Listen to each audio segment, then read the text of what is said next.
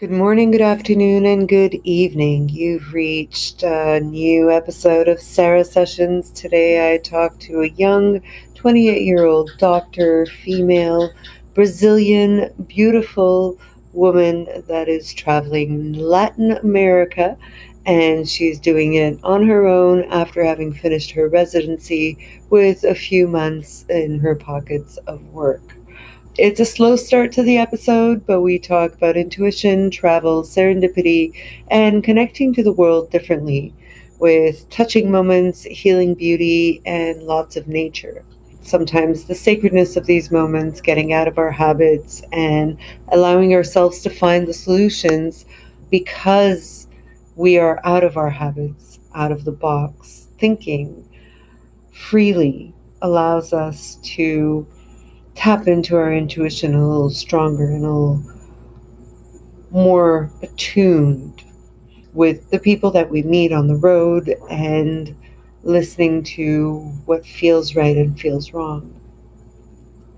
We also talk about waking up our senses and healing moments by noticing the gifts that come with presence and awareness in a moment of awe, of beauty, of connection, of wilderness, and of pure presence and witnessing the incredibleness of nature itself. I hope it gives you courage to try something new and to create the desired life that you want. Much love and blessings. May you stay happy and healthy. Have a great morning, afternoon, or evening.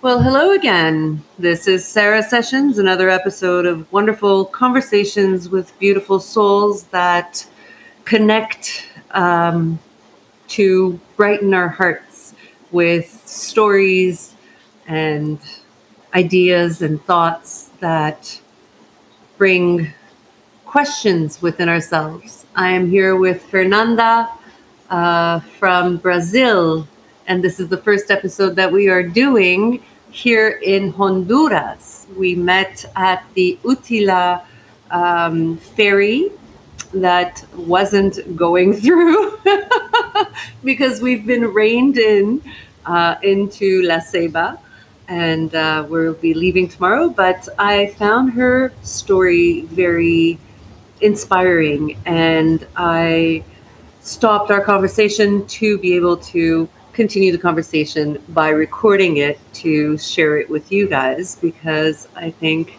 every story shared is a possibility of healing and inspiration that can go very, very far. So, hello, Fernanda. Tell me a little more about you. Hello, I am Fernanda. I'm from the south of Brazil. I used to live in São Paulo before I leave my country. I am 28 years old. I'm a doctor. I just finished my residency on infectious diseases. And for me, it was a dream to travel the world and to travel for a while, as much as I could, without um, being worried about studying or working. So I took my time right now after I finished my residency. So I started my trip. I was supposed to go actually. My plan was going to Southeast Asia, but because of the pandemic, everything is still closed there. Mm-hmm. So I decided to come to Mexico and Central America all the way down. So I started in Mexico, the west part of Mexico. At the beginning, I was planning everything, even before leaving Brazil. I had a lot of plans. And one of my plans was that I would meet some friends along the way. For example, when they were on vacation, they would come and we would travel and they would leave and I would keep going. Plans are always good when we imagine them, but when it comes to actually putting them into action, it doesn't always happen. Did you get to see your friends finally? Yes, I did actually. But yes, let me tell it from the beginning. So when I was planning, I used it to at the beginning. I used it to book in in advance, like a few weeks or even a month before the hostels or the tickets to fly or bus tickets. So the first city I went was Puerto Escondido in Pacific coast of Mexico. And I planned to go to one hostel, but a few days before I decided to change the hostel. So at this hostel, I met a girl. She's from Switzerland, and we kind of met a lot of times, occasionally. For example, I was at the hostel, I saw her, we talked for a while, we went to the beach, but we didn't even exchange numbers or something. On the other day, I went to a restaurant very far from the hostel actually, and we met again. And another day at the beach, and then we finally got friends. And then I had plans to go to another city, but some people came to us and told about a place that we should go. And I said, okay, let's do it this spontaneous thing. And we went to this place. It's Chacao, a very isolated place. It's like an island, and it's a spot to surf. And we got there, and for me, food are very fine here in these countries because I am from Brazil, and my body is kind of used to bacteria and parasites. And for this girl, she's from Switzerland. I don't think she's used to it. So she got sick one day, and she had fever and was throwing up a lot. And I always carry a lot of medicines with me, and for me it was very fine, like to help her. But she felt like I saved her life. She was fine in 24 hours, and it was okay. But I really helped her. She felt like I really helped her. So we decided to keep traveling together. We kind of had the same plans, and we took the same way. So we were traveling together. We traveled for 20 years. We got super friends, and 20 years? 20 days. Sorry. 20 days. Sorry. And then we decided to go to the north. It's also Pacific coast of Mexico. It's Sayulita, the name. Mm-hmm. One day we went to a very remote beach, and we had to take a trail to get there. And it's kind of isolated, so uh, there were not many people there. Only us and another group of people. And she went walking along the beach while I was staying at the place we were initially at the beginning. And I decided to climb the tree. And I didn't see that there were some ants on this tree. Oh, God. So I was climbing and I felt some bites, and I immediately I left the place, went to the water to take them away, and then she came back. She was like 500 meters away, and somehow she decided to come back. And when she got there, I was already feeling strange. Like my whole body was itching. My face started to Swell. And then my vision started to be dark. Oh, my God. And I said, we need to go to the hospital or even to my place where I have some medicine. And we were far from the road, or we didn't have a car or anything like that. And then she went to talk to these people who were also there. And when we got to these people, I was already super bad. I passed out. They had to carry me all the way up to the road. They luckily had a car, and That must have been so scary. yeah, Were you conscious? I lost my conscious for. I was not conscious for a while, but I kind of remember the way. Okay. I couldn't see, but I remember. And then we finally got to the car, and it was super hard because it was a trail, Mm-hmm. mud and logs, and it was hard to get there. Poor people. Oh, God. But they took me to the hospital. I was medicated, and everything was fine. So you got some hallucinogenic allergic reaction to these ant bites. Yes. And it was special ant? Like, clearly. I some days after that I counted how many bites I had, and it was more than 30. Oh, my I God. think it's On your feet, on your legs. yes. I think it's the kind of ants, but also because they were a lot. I'm Mm-hmm. not allergic that I can't be bite by By ants, but right. yeah. That kind of made you But more careful, I assume, afterwards?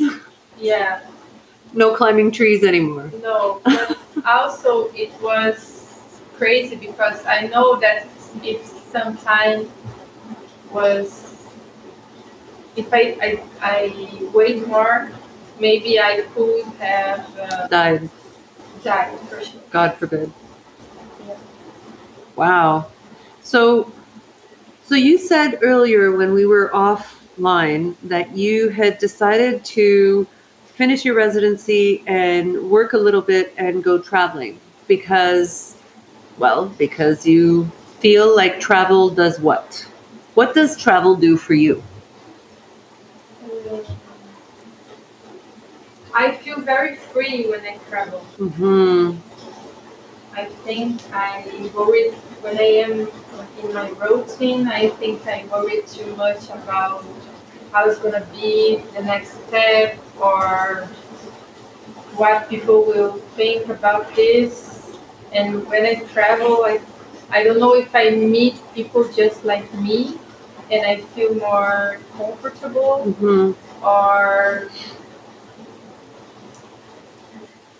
Do you think maybe it's because we allow ourselves to open our minds and have a different perspective when we travel, perhaps?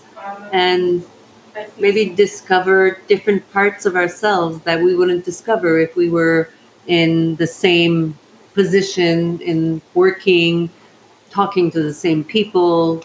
I think that kind of, for me, anyways, that really um, makes a difference in how I travel and how much I gain from my travel.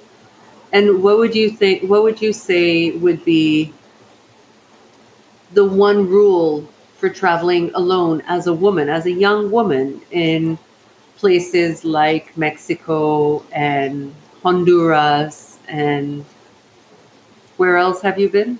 Guatemala Uh-huh. and El Salvador and New York. Well, I don't know if it's because I'm Brazilian that I kind of know what can happen, Mm-hmm. but at the same time, I think it's a bit of lucky too, you know, A bit of luck. that yeah, because some things could happen. I don't know. I just do what I do back home, you know. I am aware of my belongings. I always try to keep everything where I can see and try to pay attention to the people around. But Would you say that there is a moment in time where you experienced something that was perhaps scary, but that you were able to manage it because you listen to your intuition. Sometimes when you go and all of a sudden some mishap, like for example, my luggage being delayed or lost, and somehow I feel inside, I feel like it'll be fine, and I'll find my luggage and they'll send it to me where they're supposed to, and nothing bad is going to happen. Do you think sometimes that intuition, that sixth sense of yours, kicks in to guide you to go there or not to go there, or to do this or not to do this? I think so. And how do you tap into your intuition? Is that a question that's too deep? That's too far? Yes, I don't know the answer. I just do it. For example, it's something very dumb, but for example, yesterday I was thinking about to take a tour for today to go to an island near Utila. It's Caicotinos. Mm-hmm. And for some reason I didn't take this tour. So today, basically, it's the day that is raining. I've never seen so much rain during this trip. So these kind Yeah. of things, but I don't know how to explain. Things happen in their own time, right? Yeah, Kind of like how we met. We just kind exactly. of met and somehow we didn't know each other and we rented a room together, and voila, it happens that we have a lot more in common and to talk about than what we would have assumed, Yeah, right? I find that very interesting how the pieces of the puzzle kind of fit like a Tetris game all of a sudden, and things fall into place and everything happens for a reason, and all that shebang, that when you're manifestation, traveling, it looks like these things happen more than usually would happen if we were doing our. our daily routines, Yeah, right? Getting lost in our habits of exactly. being in the habit of doing whatever it is we were obliged or told to do, or the responsibilities that we inadvertently took by accepting to be a doctor, residency, and then working for 3 months and then deciding, screw this, I need to go travel. So, what would you say was one of the best experiences during this trip in Central America for you? I really like being in the nature. Mm-hmm. So there are some kind of places that I feel um, very impressed and touched. Like I Mm-hmm. feel like it's the moment I think, oh my God, I am very happy. I am doing the thing I really wanted to do. It happened in Hobosh in Mexico, and I think in Guatemala when I was up in a volcano watching another volcano erupting. Wow. Um, yes, these are, I think, the most um, I don't know the word, Touching. touching moments. Yeah, It's the idea of having those awe inspiring moments of great beauty and of a situation or a place that we have never even imagined. And all of a sudden, we find ourselves surrounded by beauty, by perfect timing, by like volcano erupting. That's pretty cool. yeah, um, I think those moments are moments that help us heal. Personally, I find those moments of awe are moments that help me heal from a deeper part of myself. I like to go chasing sunsets and sunrises. So I like to get up early in the morning when I'm off, when I'm not working, and go see the sunrise. because I find it so magical to have the sun rise every day and have such beautiful colors and this power that the sun has, this heat, this energy, this possibility of renewal and of taking the world over because all of a sudden you have this new fresh day.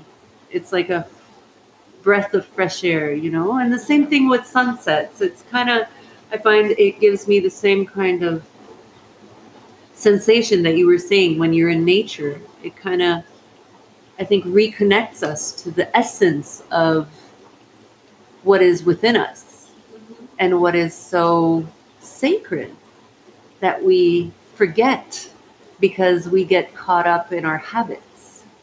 And also, there are some things that happen during trips that make you realize that also the things that you don't really like. At least for me, I am 28. I'm still learning what I don't like and what I like. So yes, I had these experiences also. For example, there are some places that you go that you feel uncomfortable about the people that are around you. For example, there is a place in Mexico, Tulum. I don't know if you heard about it. And people there, in general, they are they really want to show off. I realized that this is not my kind of place. I kind of already knew it, but I was with my friends. I met them, and I said, "Okay, let's go there if you want to." And on the other day, I was very, when your energy is very low. Is it because of the vibrations of the people? Yeah. Because it was so, you felt like it was fake? Is that what I hear? Exactly. Yeah.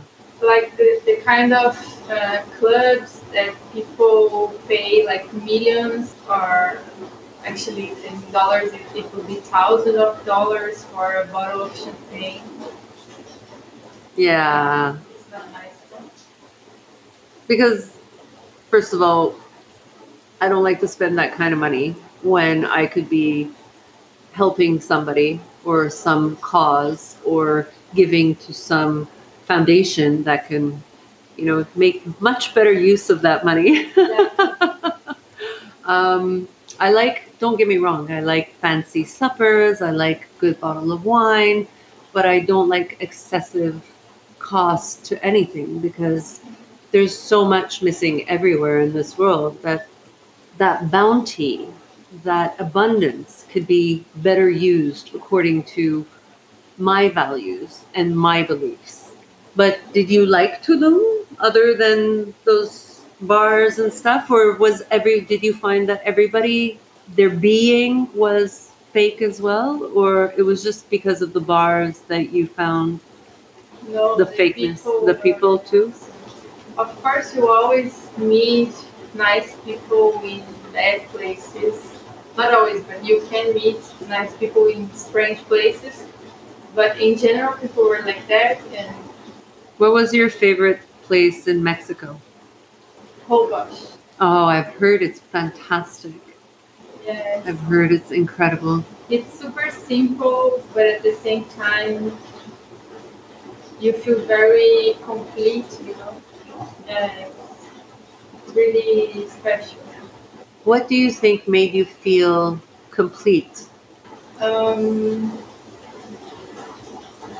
when somewhere is simple, there is nice nature, but at the same time, I can have a bit of comfort.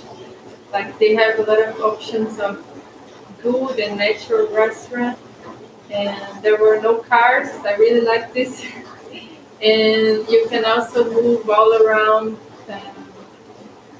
on By bike or by walking? exactly. And this simplicity and the nature Mhm. together with nice people is nice. Yeah. It adds some grace to the moment. Exactly. Yeah. And what about Guatemala?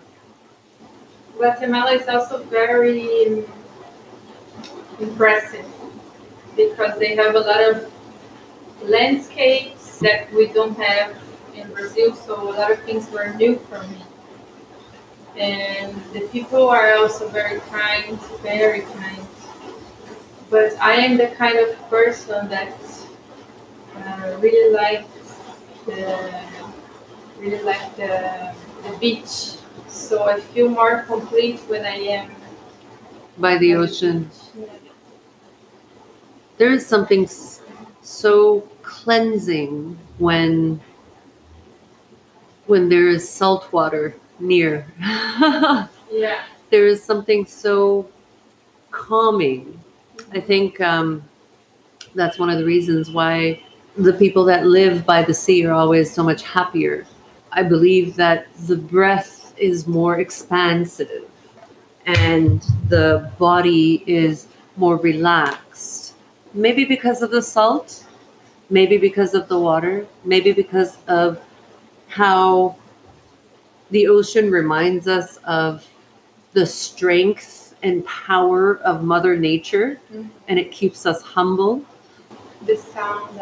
The sound, and I think that comes back to how our nervous system regulates itself.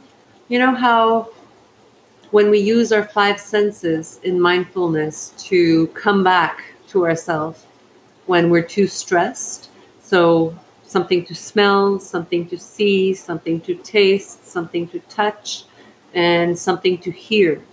And I think the ocean gives us all of that. I think that's why I think You personally, explained everything. I think that's why personally I find the ocean so healing and so calming because, as you know, many people in this world, if you are one of them, yes, you can go by the ocean and not know much and still calm your senses and your nervous system so that your parasympathetic system can activate and you could ground yourself with putting your feet in the water with the salt and so on. But I think we forget to notice these natural gifts that the gods or the universe or whoever you want to call it, whatever you, nature, science has bestowed on us as humans. And yeah, whole bush, eh? I think I'm going to try that too. Maybe in the next 6 months at some point. Yeah, you're gonna enjoy it for sure. Yeah. If you had advice to give to somebody that wants to go away on a trip on their own, because clearly this is not your first trip, what would it be? What would be the three top things that a single woman wanting to travel should know, according to you? Well, first of all, I wouldn't wait for someone to travel with me because many people they are just afraid of traveling by themselves. And a few friends, at least in Brazil, they are waiting for the perfect moment in terms of money. It doesn't happen. No, It never happens. don't wait for it. Make it happen. Exactly. Yeah. And